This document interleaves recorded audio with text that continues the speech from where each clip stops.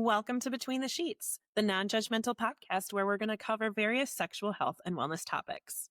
I'm your host, Dr. Stephanie Zwonitzer. I'm a urology and sexual health nurse practitioner, and I love helping my patients and listeners discover and develop their most satisfying sexual experiences. Between the Sheets is here to normalize the conversations about sexual health and cover everything from basic anatomy to the most taboo topics and everything in between. Real talk, real pleasure, one episode at a time. So come on, let's get between the sheets. This episode is sponsored by Boston Scientific and its educational website on erectile dysfunction, edcure.com. One study estimated that more than 50% of men over the age of 40 have some degree of erectile dysfunction, which can be frustrating and confusing. Go to edcure.com to find information on erectile dysfunction and treatment options, including long-term treatment options offered by Boston Scientific. Boston Scientific does not endorse any statements or opinions expressed during this episode. Hey guys, welcome back to Between the Sheets. We have another great episode in store for you today. I have Dr. Jordin Wiggins with us. She is a naturopathic doctor and author of The Pink Canary. She's also a host of a podcast called The Pleasure Principles, and it is a high-rated podcast. Love that for her. She helps high-achieving women have it all, but they're just struggling with sex and they need somebody to help them, and she is the one that does it. So welcome. Happy to have you. Thank you so much for having me. I'm excited to chat today. Yeah, absolutely. So, I always ask out of the gate because none of us grew up thinking that we were going to go into a sex field. So what got you into doing I love that you started with that because it is. And I was so embarrassed initially wanting to do this. Being a naturopathic doctor, I had a women's health clinic. It was very successful. I was in a business mastermind, like for women in business, and I wanted to grow my clinic and I wanted to write a book, and I was sort of like whispering. I kind of leaned into this group of us like, I want to write a book about sexual dysfunction and low libido in women, like almost, ashamed of saying that as an educated woman with a successful business. And I was very ashamed. But then everyone else leaned in. And then the coach, the leader of the mastermind, pulled me aside after, and she's like, you had the captive audience of every woman in that room. Like, I don't think you realize how needed this is. Yeah. And so, yes, I live in a small town and was concerned that, I'm running into my grade 2 teacher at the grocery store and I just put out a podcast about blowjobs. So right. Exactly. I didn't expect to be doing this. Right. No, I was the same way. I've always had a piqued interest in people finding pleasure and all those things, but I didn't really realize how much I liked sexual medicine until I was practicing urology. And I was like, urology isn't just about pee, it's also about sex. Cool. And I just fell in love with it. And you're right. People are so curious and they so badly want to talk about it and want better sex lives, but they don't really have great outlets to do that. And so I love when people like us can come and kind of make it more of a normal conversation, just like, let's talk about this. Let's talk about this low libido because that's a problem. We want you to have great sex. Yeah. And it's that's sort of the Pink Canary, my book. That's the point, is if we have low libido, low desire, which is very common and very normalized, but that's the canary in the coal mine for me with overall health and vitality and because we know that if we are stressed out, pumping out cortisol, we have hormone dysfunction. It's sort of this downward spiral. But if we are unwell and not optimally healthy, our body's prioritizing survival over reproduction and desire. So to me, the fact that I was having thousands of women sit at my desk and tell me, I don't know what's wrong with me. I don't want to have sex. I don't care if I ever have sex again. And they were telling me because they were concerned, because it was a concern for their partner, not because they were checked out. They didn't even care. So coming at it from that holistic kind of approach, it was, well, what's going on here? Why is there so many women suffering from sexual dysfunction? And research says it's 1 in 2 But Yeah. I personally think that 50% is very underreported. I agree. And yeah, that's kind of what started this whole journey into the sexual health exploration. Well, that and I had hormone issues myself when I Mm. started on birth control. I would get my period for 3 weeks every month. Oh my goodness. That's no fun Yeah. for anyone.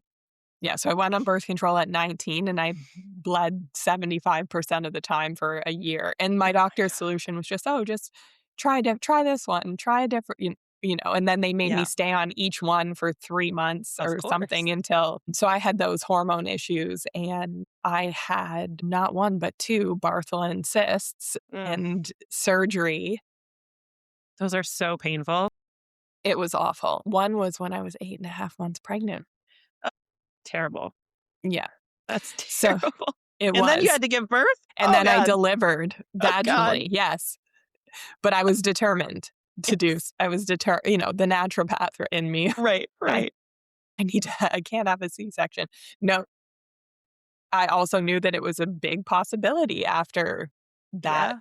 procedure. So I had, at a young age, scar tissue, pelvic pain, pain with Mm. sex because of that surgery. Yeah, And I think because of some mental, emotional stuff from sexual abuse that I hadn't dealt with. yeah. And if we look at it from the Chinese medicine perspective, like Mhm. stagnation, unprocessed emotion, like those cysts in my vagina Yep. made a lot of sense. Yeah, So that's kind of how I got here. yeah. I really love when we can intertwine Eastern and Western medicine, right? Eastern medicine is not wrong, it's not bad, it's fabulous. Western medicine isn't all wrong, it isn't all bad, it's not fabulous. But there is a time and place for it. I mean, you needed to have that surgery to have your cyst removed, right? Like Exactly. sometimes people really And do I need birth did control. Like, you know, exactly. I did the sitz baths and I did every natural thing yeah. possible. And I Yeah. needed surgery and the surgeon was fabulous. So Hmm. it's, yeah, time and medical intervention, right? I Right. wanted to have a home birth in a tub, Yeah. and due to my platelets dropping and the surgery that I had just had weeks prior to delivering, my midwives were like, Jordan, this should be a hospital thing. And then Yeah. so there is room for both. And I love using both and sort of Yeah. thinking with both sides of my brain. Yes, I agree. And the more I've learned about the natural methods, the Eastern medicine, the different things, and just stepping back from the way that I was taught medicine to look at the problem and fix the problem. That, okay, yeah, we need to fix the problem, but why is the problem there to begin with? And a lot of times in Western medicine, we don't go back that far. We just throw the blood pressure medicine at you, throw the thyroid medicine at you, whatever. We don't try and balance your hormones. We don't try and take away your toxins. We don't do any of that, which really matters. And the more I've learned that, it's been phenomenal in changing the way that I approach care of patients and allowing them to try both sides of things, the natural methods that can help increase libido, that can help get better erections, things like that. And then also, I'll throw you some Viagra or Cialis Yeah, if you need it. you need exactly. And I love because I started as a naturopath 12 years ago. Hmm. So 12 years ago, even getting a traditionally trained physician, surgeon to talk to you Hmm. was like impossible. Yeah. And I know there's different um different trainings, different Hmm. standards, but I have 2 degrees, like same length of education, kind of Yeah. like hour for hour as a family doctor. I can prescribe certain medications, like Hmm.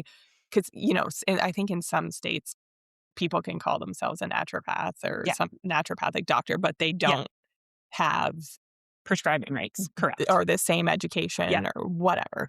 Yeah. So I did a lot of like supportive naturopathic oncology, Okay. which is always around supporting Hmm. my like patient's conventional Sure. plan. So, and it was a lot of breast cancer patients. It was a lot of female cancers, right? So, Okay. and then this even more so led into the low libido Sure. issues, right? Because if Yeah. they'd had a mastectomy, then we have body image Mhm. issues, or Well, even they're just being on the estrogen blockers, then they that have vaginal dryness, pelvic pain, feels like they're having razor blades in their vagina while they're having sex. Who wants to have sex for that? exactly. And I was lots of women with like early breast cancer in their 30s and 40s. And then if they're on SERMs and thankfully all of that stuff is changing and updating, and we're Yeah. not thinking that estrogen is the worst thing ever for these Thank women, when God. I know when it's when we look at quality of life and the years, Mhm. right? Like the years of them feeling like they had razor blades in their Yeah. vaginas. And if that starts at 42, like Right. it's a problem, right? It's a That is a problem for problem. them, their physical well-being, emotional well-being, their Mhm. relationships. So, yeah, this is all kind of the layers that I was Yeah. dealing with. And initially, when I wrote The Pink Canary, I was still approaching it while it was a holistic approach Mhm. of looking at libido, because that's the thing. Even what we were taught in school was you look at things holistically, but it was still like algorithmic, sort of A Mhm. plus B equals like, okay, let's look at hormones, let's look at blood flow, let's look at nerves. Like we're looking at all the systems, and mindset was a big part. So women's relationship to pleasure, Yeah. their beliefs around feeling good, Mhm. because a lot of these women with sexual dysfunction, I found pleasure and feeling good was the last thing on their to-do list. Yeah. Everything else needed to get done first. So when Mhm. you have a never ending to do list and you have Yep. a job and kids and a partner and maybe Mhm. parents that you're caring for, Yeah. like there's too much. So Right. they're in survival. Pleasure centers are turned off. So they're like, don't touch me, get away from me. Right. It's not even on their radar. Yeah.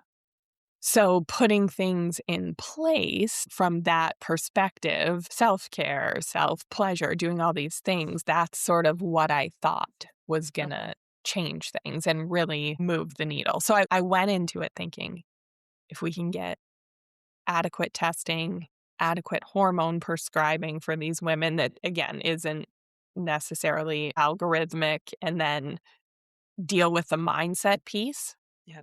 amazing. I am going to help women with their sexual dysfunction and everything's going to be great. And it was for thousands of women, Mhm. but there was this group that I couldn't help. And so now we're like fast forwarding over the last 5 years, and things would go well until they were stressed out or until their partner was disappointed in them, or like then they would go right back to square one. Mhm. So that's when I started looking into super traits. Okay. Sandra Brown did this research initially. I've modified it for the group of women that I work with, Mhm. created a quiz. So if anyone wants to take it, I'll give you the link for it, because it's the Okay. most eye-opening thing ever for if you have super traits. Okay. Super traits are these survival strategies that we learned as kids, probably, Mhm. and they make us very successful, very high achieving in certain areas of our life. Okay. But when it comes to sex, intimacy, connected relationships, it makes it a bit of a struggle. So I'll explain. But this was where I learned that I can't even look at the woman with low libido holistically. I have to look at the system or the environment that created Mm. the relationship dynamic that she's Yeah. in. So super traits are like being very empathetic. So we can feel so deeply for other people Yeah. that their pain becomes more important than our pain. And this Yeah. is across the board. So this can be our our kid is struggling to tie their shoe. So it's just so we just do it Mhm. For for them. them because it's Mhm. easier. Or we want to ask our partner for something, help with something. Can you drive the kids here? Or Mhm. you need more help around the house. But he's had a really long day or a really hard week at work. So I'm just going to do this myself. Yeah. So it's empathy, like really high empathy, hard work. So Mhm. as soon as anything goes wrong, our instinct is fix. Yeah.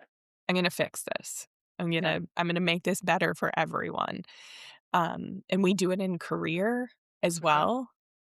So we're very good at our jobs, getting a lot of promotions, Yeah. doing things really well, but it's always at the expense of ourselves. And Yeah. so it's also loyalty, forgiveness, and tolerance. Okay. So when you have these set of traits, it really makes great sex and connected relationships almost impossible Mm. until we work on healing those super traits. Okay. Then pleasure becomes a lot easier. And if you think about it, fundamentally, all of those traits means that we are erasing ourselves and taking ourselves out of the equation. Mm. Mhm. And then we can feel resentful Yeah. and like, I'm doing so much. Like, why is nobody giving back to Mhm. me? Or, if I stop doing all this work, who's going to do it? But by removing ourselves and putting the other person's needs and wants more important, then how can we have intimacy if Mhm. we're not in the equation? Right. And when it comes to sex, women with super traits have very performative sex or sex that's Mm. very focused on their partner. Okay. So, and pleasing their partner, Mhm. which that's pleasurable Sure. to right? Giving pleasure to somebody gives me pleasure Right. because I I love that person. I want them to Yeah. feel good, so that makes sense. That's arousing for me. Mhm.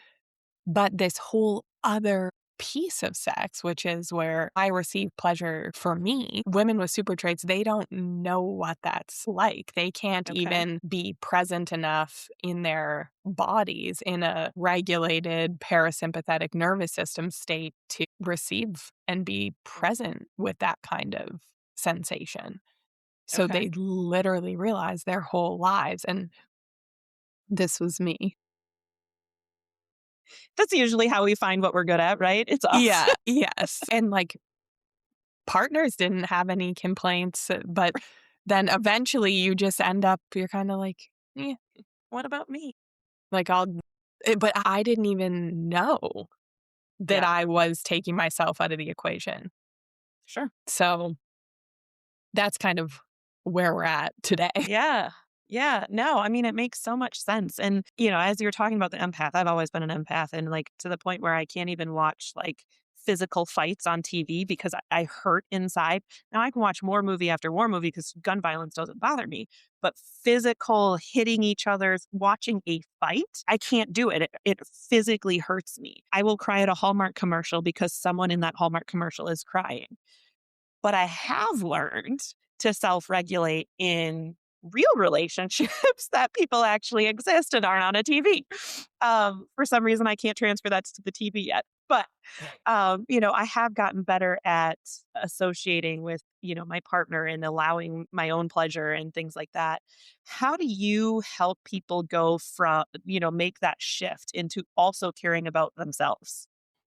So the first piece is the awareness and the beliefs. We kind of Mm. need to understand that these amazing traits and the traits that really do make us exceptional and responsible and a person that somebody can count on does not make us good at sex Mm. and relationships. So we have to have that awareness first. And just by having that awareness, I find people's shoulders can kind of soften and they can go, oh, because they've been trying in couples therapy and Mhm. sex Yeah. therapy and listening to podcasts and getting their hormones checked and wondering what's wrong with them. Mhm. But that's like, if you have super traits, we need a different approach because what therapy teaches, oftentimes couples therapy makes it worse Mm. because the person with super traits is the high achiever, the overachiever, and Mhm. generally their partner's the underfunctioner, the Okay. one not showing up, not doing the Mhm. works. when you go to therapy to fix the issue and therapy doesn't address that there's a significant power imbalance Mhm. there, then the solutions are usually like have a date night or, put sex on the calendar. And then, well, who's the one doing more? Whose homework does then that become? And it Sure. sort of worsens this dynamic. So the awareness is key because say there's a disagreement Mhm. and you have super traits because you have empathy, because you're tolerant, because you're forgiving, because you're loyal. You give too many chances or too many benefits of the doubt Yes. sometimes but then you don't feel met Mhm. and safe and supported. All of the things that are required for us to relax Mhm. and open sexually. Yeah. So, and we're not even giving our partners the chance Sure. sometimes. And that's the scary part, because if we are really open and vulnerable, then they might not meet our Mhm. needs. So that's where sort of the second part comes in. And this is what Tantra really helps me teach my clients Okay. is being present with high sensation. Mm. And Tell that's me more about that. this is the part that we don't love necessarily, because Okay. being present with high sensation means pleasure and pain. And those are both different sides of the same coin. So Okay. to our bodies, our nervous Mhm. system, if there's what happens during arousal, Mm. our heart rate increases, our breathing rate increases, our Mhm. pupils dilate. It's all the same physiologic things as arousal and stress Yeah. response. So when we have super traits, so much of what we do every day is to not not feel uncomfortable or not have Mm. anyone around us that we love feel uncomfortable. So that next big step is really getting present with sensation. And there's some fun stuff, like present with sensation when it comes to pleasure means better orgasms in Mhm. like just sex, touch, life feeling better in Yeah. general, that part's awesome. And then, but it also means being present with sensation. And that's, being okay that somebody's uncomfortable that you said Mhm. no, or Yeah. that doesn't work for me, or you vulnerably making an ask of your partner and Mhm. you're not asking for crumbs or you're not shrinking the ask because you don't think he can do the big thing, but Right. really our bodies are smart. Like your pelvic floor and your nervous system knows that you don't feel safe and supported. Mhm. But we have to do the work to be able to even figure out what we desire, ask for it, and receive it. And that's very tough. I think, especially for women, it's very tough for us to put ourselves first above our kids, above our partner, above our career, to even allow ourselves to explore what the heck we want and what the heck feels good. I like to suggest to my patients to take time alone.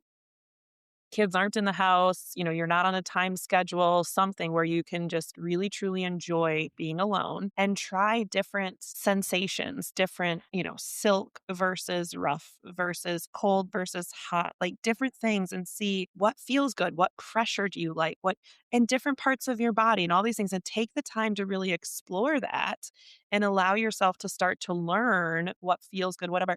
When you're in one of those safe environments, you're able to deep breathe, you're able to unclench and release your pelvic floor, right? All of these things where you can just really focus on yourself and give yourself permission to explore your pleasure, whether that's 5 minutes or an hour. And we probably need an hour Yeah. if we have super traits, because Yes. just to even drop in and land in our bodies and really feel the sensation, turn get into that parasympathetic nervous system state and have those centers in our brain um, Yeah.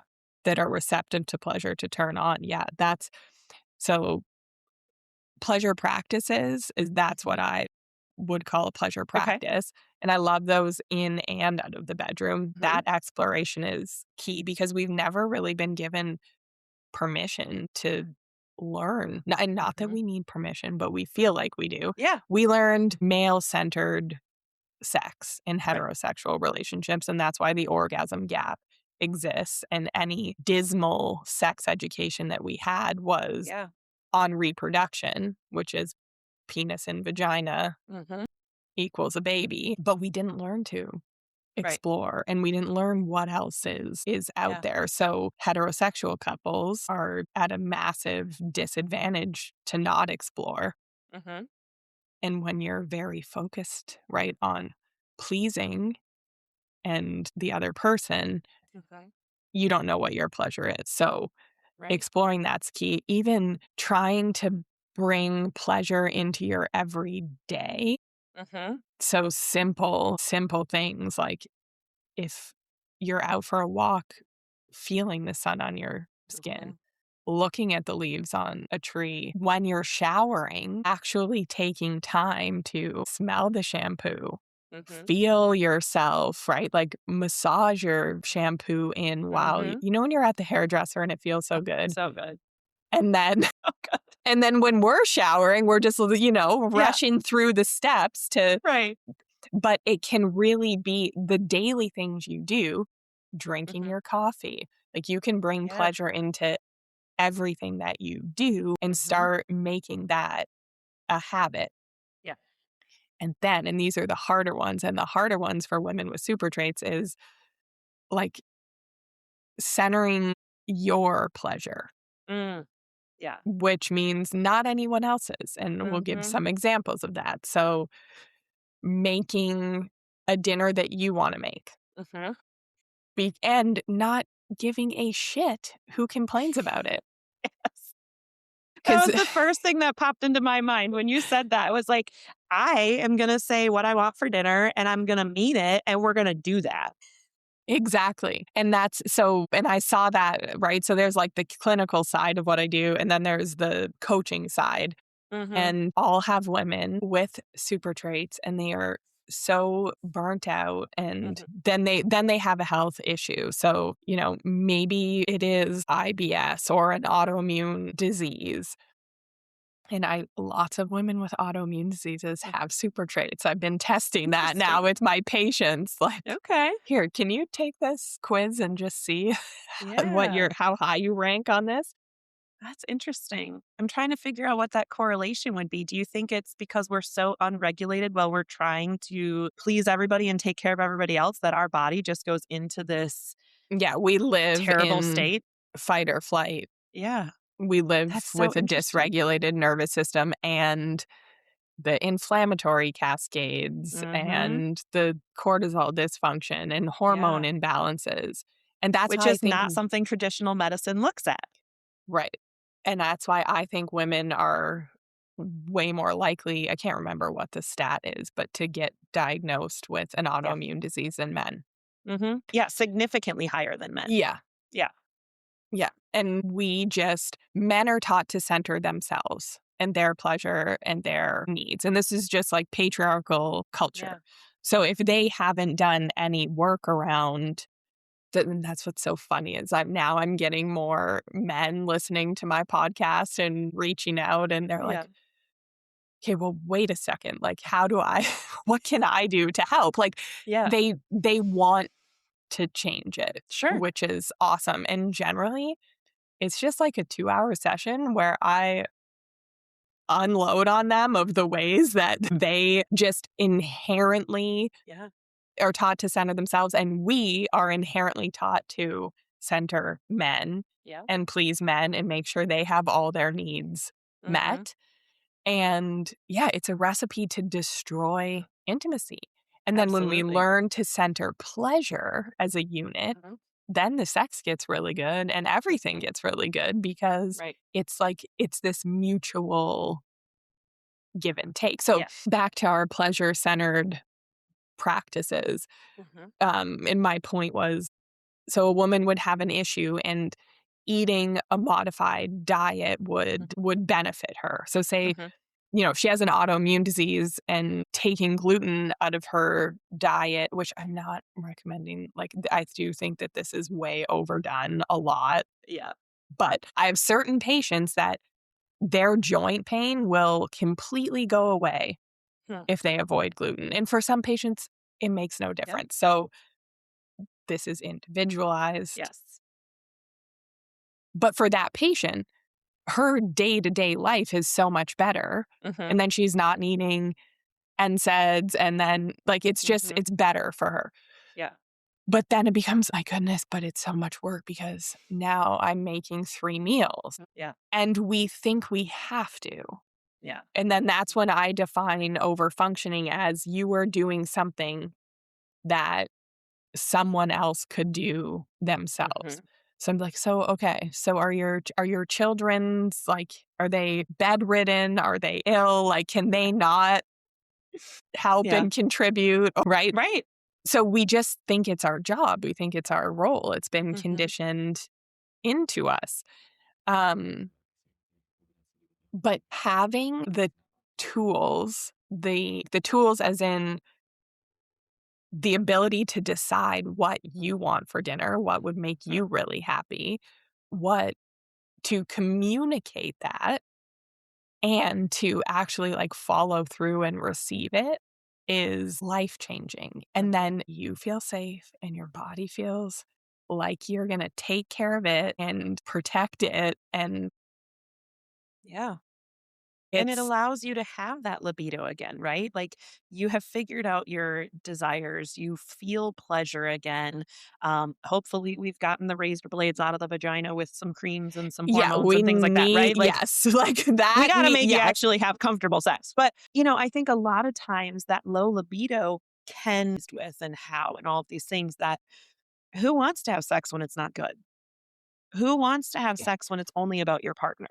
Nobody. So if we can get the physical feeling better having sex done, then this emotional regulation that you're talking about and feeling this safety and feeling pleasure throughout our day. One of my favorite things is taking my sip of coffee and truly enjoying it instead of just drinking it because I honestly don't really even care about the caffeine in my coffee. I genuinely love drinking my warm cup of coffee with my creamer in the morning. It brings me pleasure.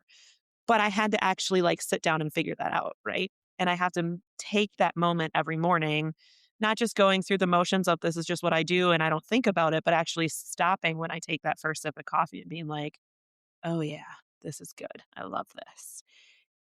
I think once we kind of start to figure all of those things out, the desire to have more of it, AKA libido for sex, becomes stronger. You want to do it more because now it feels good. It's fun. That connection with your partner is there more often, all of that. So, some of the libido we have to fix with hormones and things like that, but some of it just comes from figuring out how to have good sex.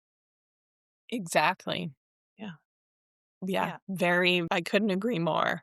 And going through that process, but it means we're going to disappoint people, Uh-huh. right? And Yeah. so it's Which the is so same tough. asking or saying, this is what I want for dinner Hmm. tonight, or we're going to watch a show that I want to watch. Because Yeah. when do we ever watch shows that we want to watch Right. in a household, right? Right. It's After what, everybody else is in bed and we can catch up on something? Sure.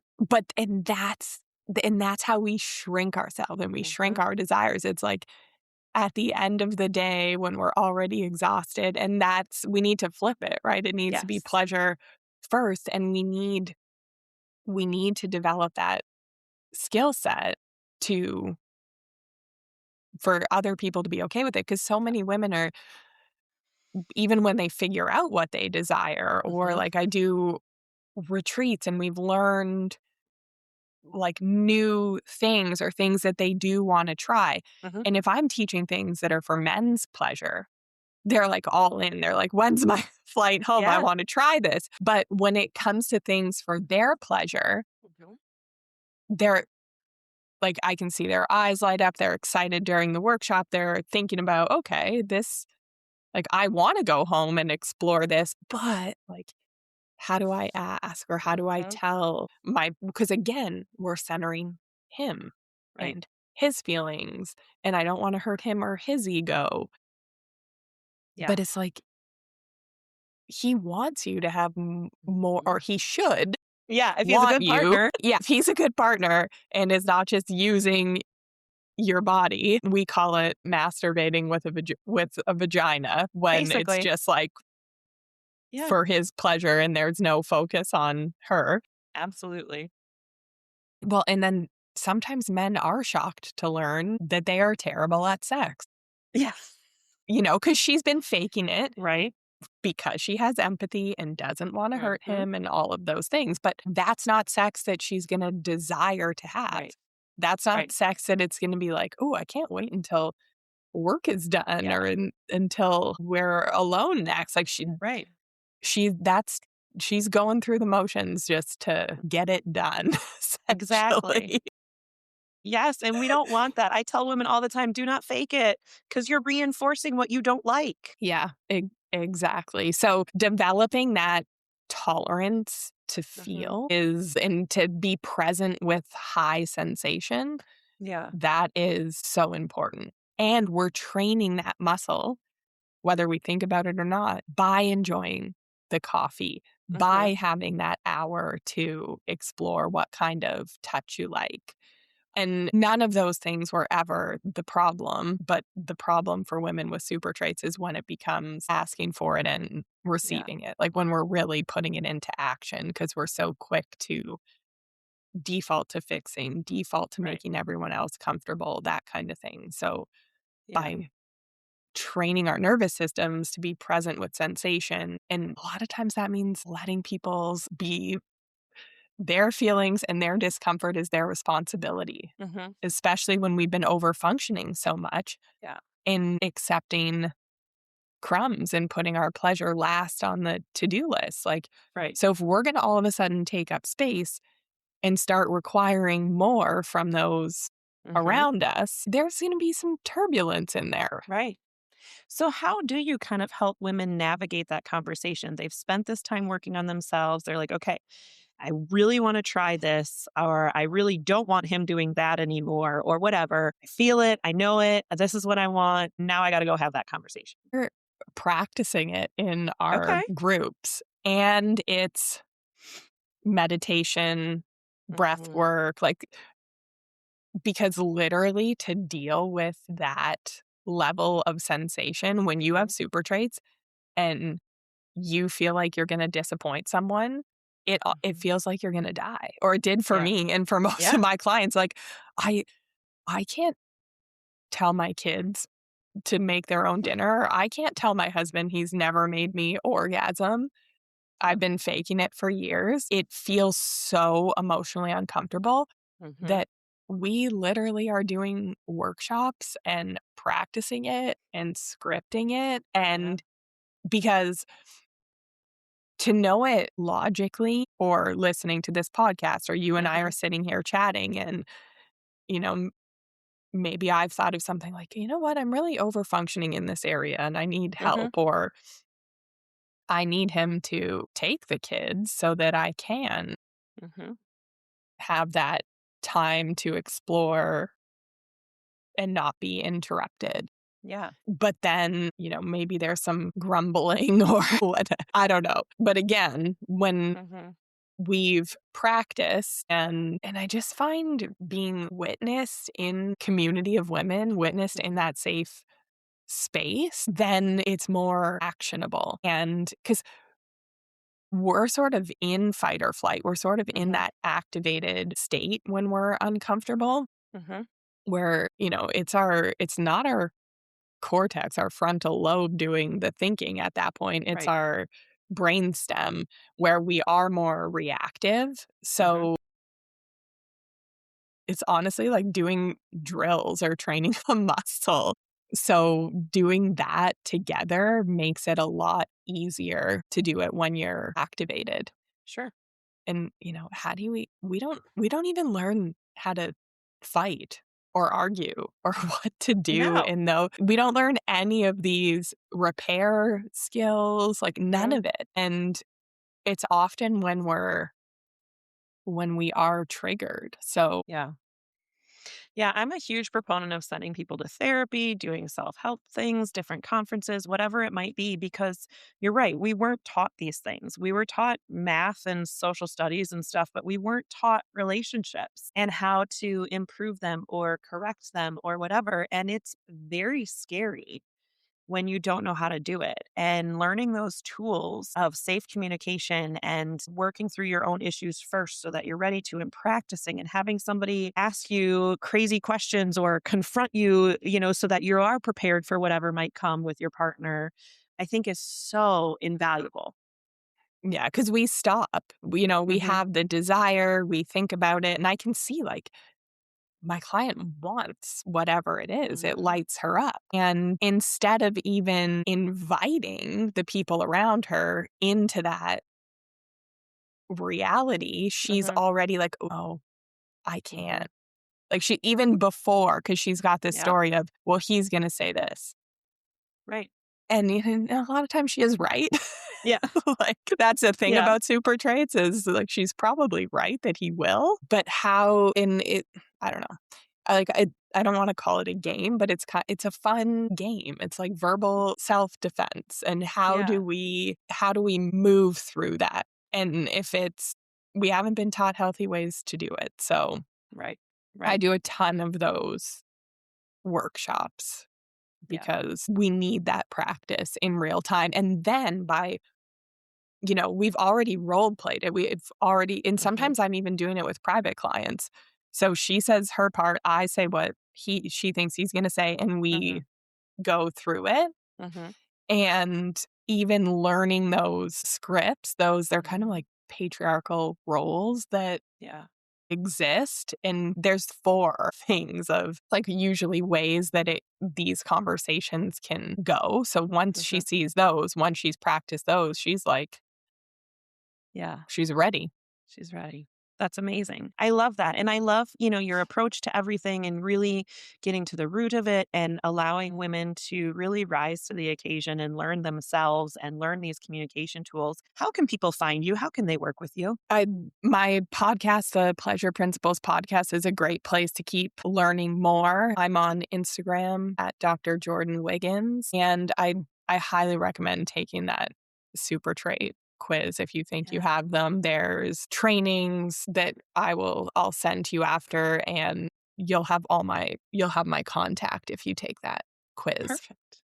Perfect. So we'll put those links in the show notes as well. Thank you so much for being here. I really appreciate it. And you Thank have you just so been such much. a wealth of knowledge. I love this conversation. It's definitely one that women need to have and need to really look into and research themselves and figure out where they're at and where they can go. I love it. Thank you so much for being here.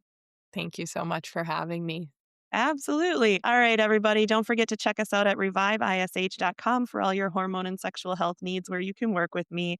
And as always, have fun between the sheets. Thank you for joining us and exploring sexual health topics here on Between the Sheets. New episodes are available every Wednesday. Please subscribe and rate our podcast so we can reach more listeners. And don't forget to tell your friends, partners, and anyone who will listen about Between the Sheets. Send any comments, questions, or stories to podcastbetweenthesheets@gmail.com. It's all one word, podcastbetweenthesheets@gmail.com. Thanks for listening and go have some fun between the sheets.